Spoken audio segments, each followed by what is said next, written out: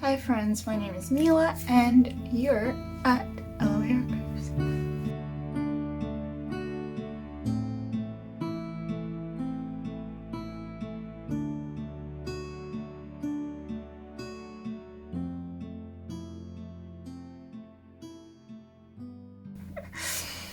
Okay, so welcome back to my channel and to another video. So today's video I'm going to be talking about 10 middle grades that you can read while you are so patiently, very patiently, waiting for the Percy Jackson series to come out.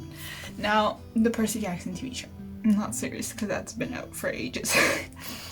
Now, I want to preface this by saying I do read middle grade from time to time, but I'm mainly in sort of fantasy, and right now I'm reading sort of like archive, so I'm very much adult fantasy right now. But eventually I will be dipping my toes back into middle grade because I find that middle grade is really, for me, the way to get out of a reading slump because they're so easy. Even if they're not, you know, the best of the best middle grades, I find that middle grades don't leave me disappointed as much as YA or adult books do in general.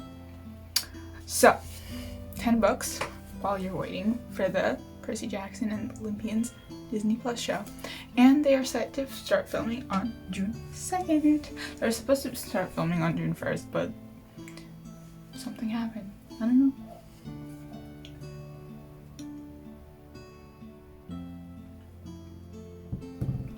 Okay, so the first book, Percy Jackson. I'm kidding. I imagine that most of us original OG fans that grew up with Percy Jackson have read the series over and over and over and over and over again to the point where they can't handle it anymore. And that they know every detail, so it's not as interesting. But for those that have not yet read Percy Jackson, now is the prime time to do this. Please go read it. It's fantastic. That's not my first recommendation. My first recommendation is in part related to Rick Riordan himself. It is called Sal and Gabi Break the Universe by Carlos Hernandez. And this is a Rick Riordan Presents book. And unlike most of the other Rick Riordan Presents, which are very much fantasy and mythology based, around the culture of the author, this one is actually science fiction.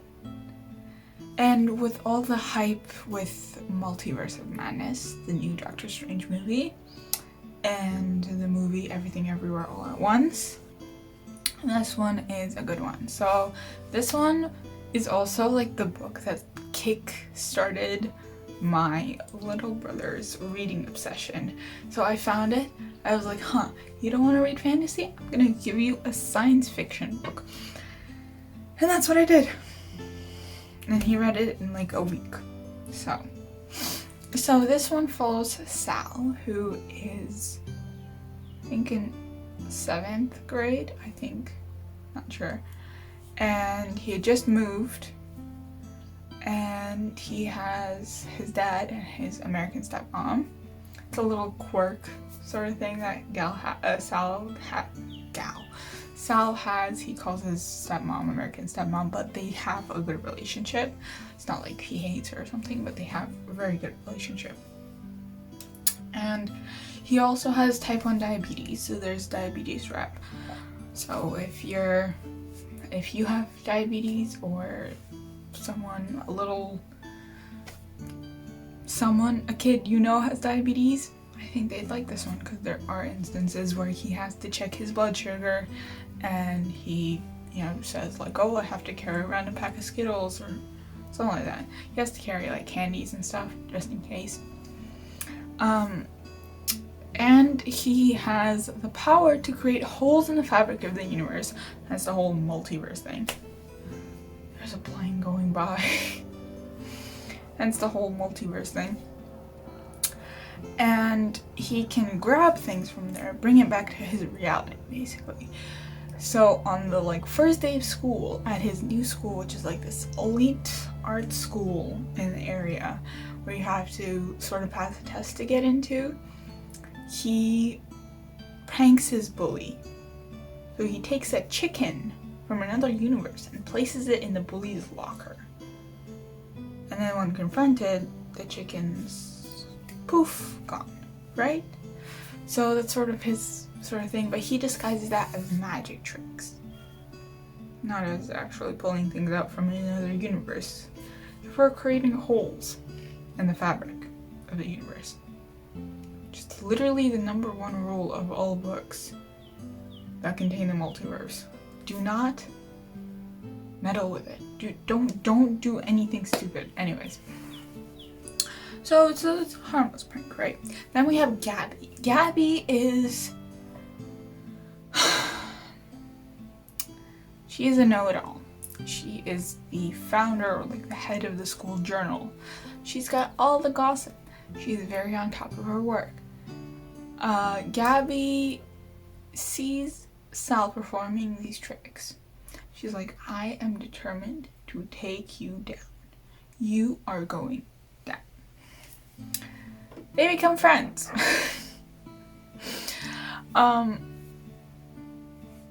It was a really fun book. I read it in a span of like 3 days. As I mentioned before, I do read middle grade quite quickly. And my brother loved it. He still has to read the second book though, which is Sal and Gabi Fix the Universe, but it was a really fun book, so highly recommend. Book number 2 is The Girl and the Galdurian by Tim Probert. This is a graphic novel, and you won't see me recommend many graphic novels because I don't read them, but my brother flew through the first 2 books, and there are only 2 out right now. I don't know if there's going to be any more. But this one has really cute art, and I don't even know how to explain this because, again, I didn't read it, but it has really cute art. I'm just going to read the synopsis for you. Deep in the heart of the planet Irpa stands the Salty Pig's House of Tonics and Tinctures, home of the wise pig wizard and his adopted granddaughter, Bea. Or B. The Bea or B? We're gonna go with Bea. As keepers of the endless flame, they live a quiet and peaceful life, crafting medicines and potions for the people of their once prosperous world. All that changes one day when, while walking through the wood, Bea meets Cat, a member of the Galdurians, an ancient race thought to be long extinct. Cad believes that if anyone can help him find his missing people, it's the pig wizard. That's got a nice ring to it, pig wizard.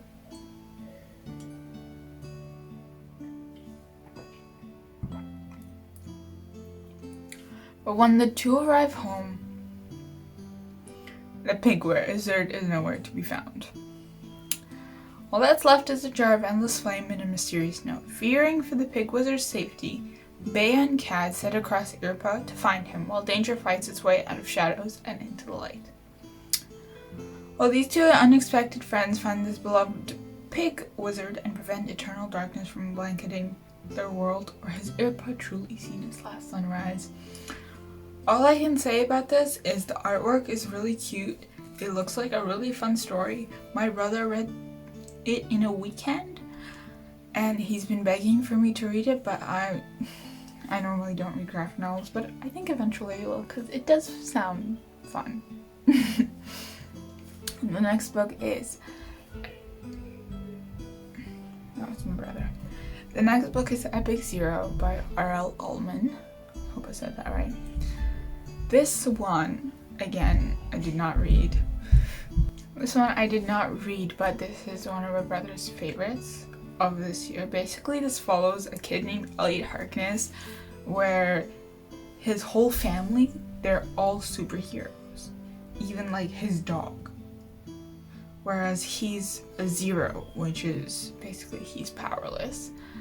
And so while his family is off fighting cool battles, he's left fighting through middle school. And then something happens. Elliot is now Earth's last hope, and the question is, will he become an epic superhero, or will he stay an epic 0. My brother, again, loved this one. He would literally laugh out loud. He'd like relay certain parts to me, but I wouldn't understand them at all because I don't really have context for it. He flew through the first 3 books.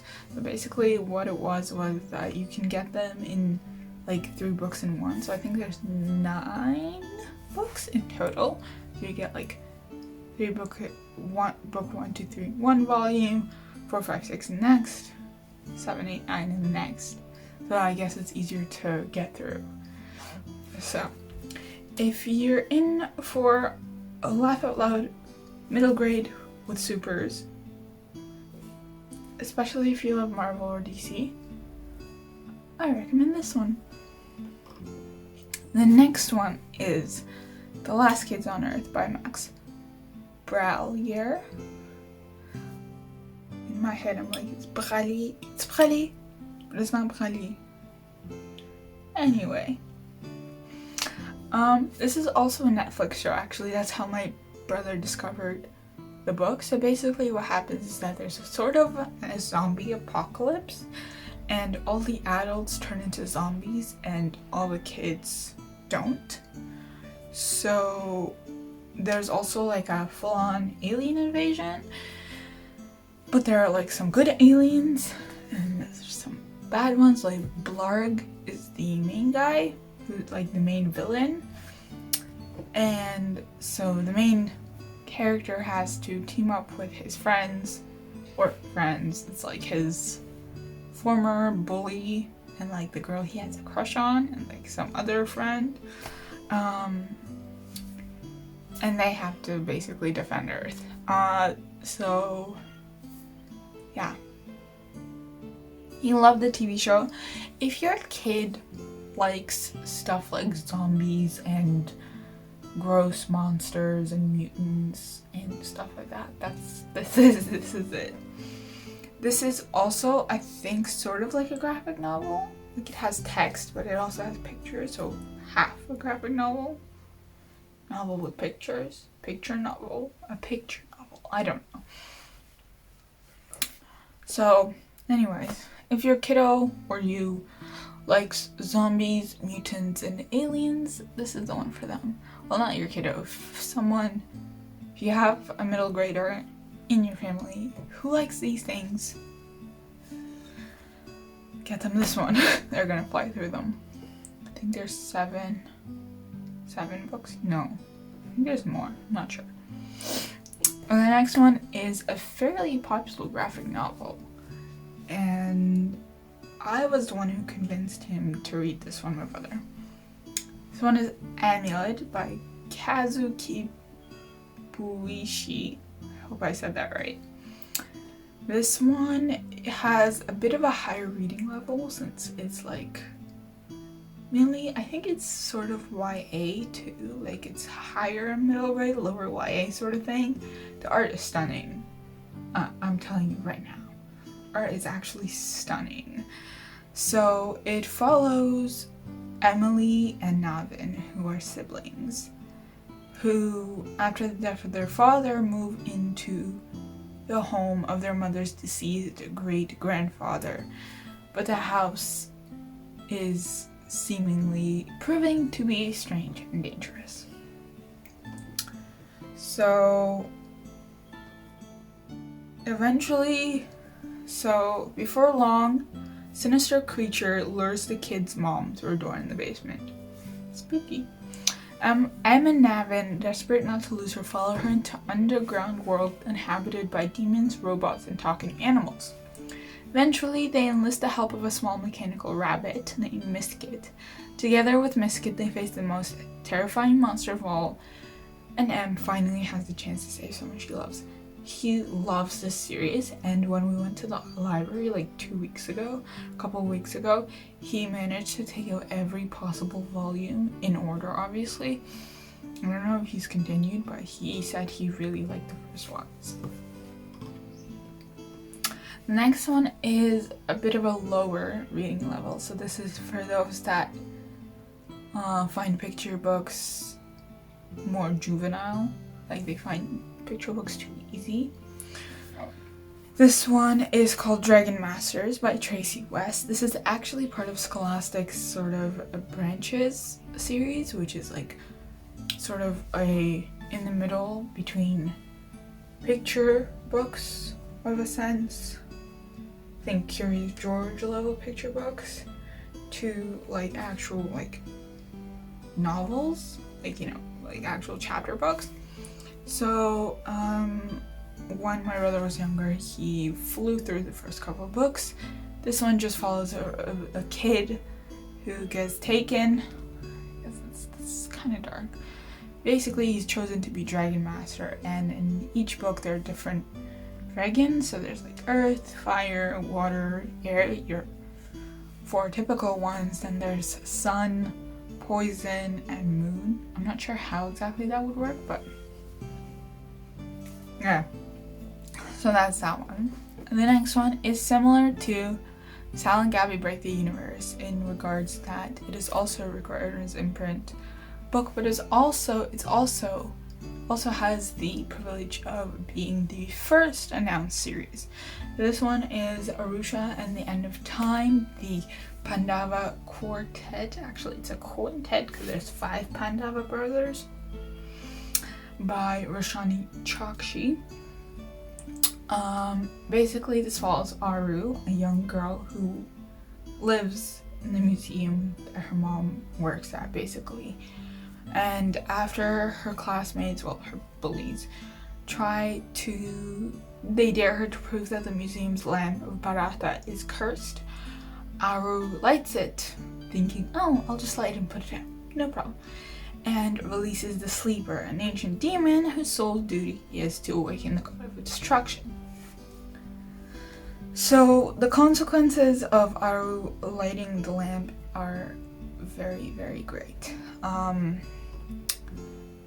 Her classmates and her mom are frozen in time, and Aru must find the reincarnations of the 5 legendary Pandava brothers, and who are the protagonists of the Hindu epic poem, the Mahabharata, and they also must journey through the kingdom of death. My brother is currently reading the second book, Arusha and the Song of Death. I read the first book when it first came out. I liked it, I just didn't really continue with the series.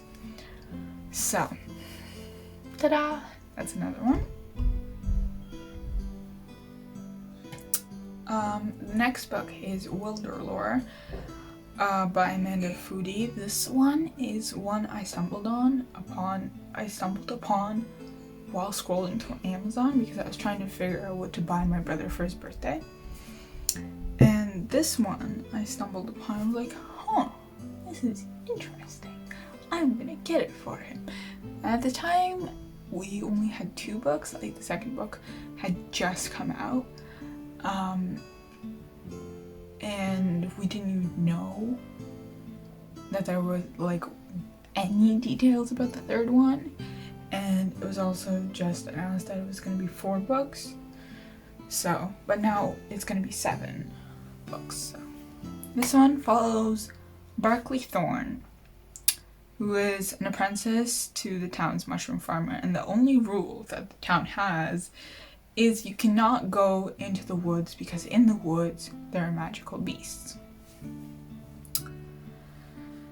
And so Barclay ventures into the woods, and not only does he venture into the woods, he bonds unwillingly with a beast, and he's kicked out of town. And he has to find the lore keepers, people like Barclay who have bonded with beasts and who share their powers. But after making friends, doing a dangerous apprenticeship exam, and facing the legendary beast of the woods, Barclay must make a choice: return home or continue the adventure he's having. Again, my brother flew through the first one in like 2 days, and he was begging me to buy the second one. He's like, can you get me the second one? Can you get me the second one, please? I got him the second one. He read that even faster.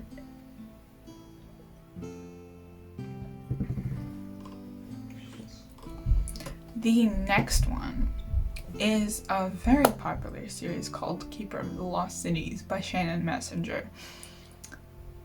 I haven't read it. My brother hasn't read it. I do have a copy of the first book on my book art, and it's just like staring at me into my soul. So this one follows 12-year-old Sophie Foster, who has a secret. She's a telepath. She can hear the thoughts of everyone around her. Typical. And then one day she meets Fitz, a boy who reveals that he can also do it and that Sophie isn't where she's supposed to be. So she discovers there's a place she does belong, and that staying with her family will place her in great danger. She's forced to leave everything she knows and basically go to this place. And, you know, Sophie has so much things to learn and her new skills to master, but not everyone in this place where Sophie truly belongs is thrilled. So she has to figure out who she really is and why there are people out to get her. I think the 9th, 10th, I don't remember. There's a book that's coming up soon in this series. Or maybe it already came out. It has a really pretty cover. I'll try and find it and put it here if I don't. So, the last book is Zachary Ying and the Dragon Emperor by Sharon J. Zhao. This one follows Zachary, who discovers that he's supposed to be the host for the first Emperor of China for a vital mission, sealing the leaking portal to the Chinese underworld before the upcoming Ghost Month blows it wide open. The Dragon Emperor, first Emperor, tries to possess Zach's body. He accidentally possesses his AR gaming headset instead, leading to a battle where Zach's mom's soul gets taken away by demons. This is similar to Percy losing his mom at the beginning of The Lightning Thief. And Zach must journey across China to seal the underworld and make sure that he doesn't lose his mom. So that is the end of this recommendation video. I hope you enjoyed it. Subscribe, leave a comment, click the like button. Make sure to follow me on my socials, my Instagram, my blog, my Medium page. And I will see you in the next one.